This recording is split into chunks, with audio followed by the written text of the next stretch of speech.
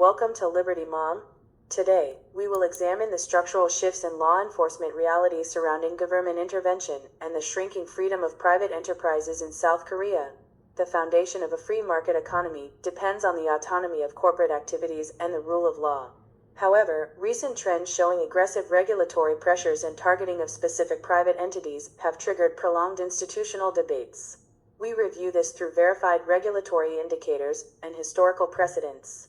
First, let's examine the synchronized state pressure directed at specific global corporate brands. According to recent institutional directives, major state departments, including the Ministry of the Interior and Safety and the Ministry of Justice, have launched coordinated administrative reviews demanding transaction details involving Starbucks Korea. Even after complete internal corporate restructurings and official executive apologies were made, administrative organs continue to extend their surveillance.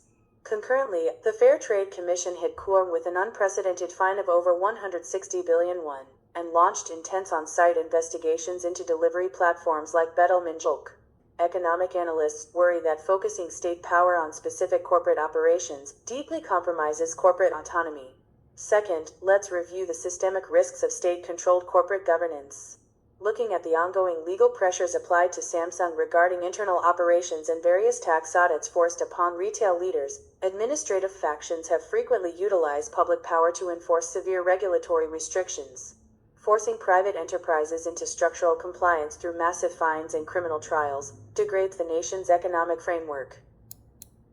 This excessive state intervention ultimately shifts a competitive free market into a state-controlled, communist-style economic model, where the government dictates private business operations. To maintain national economic viability, restoring the fundamental freedom of private corporate operations and ensuring legal predictability is critical. Freedom is not free.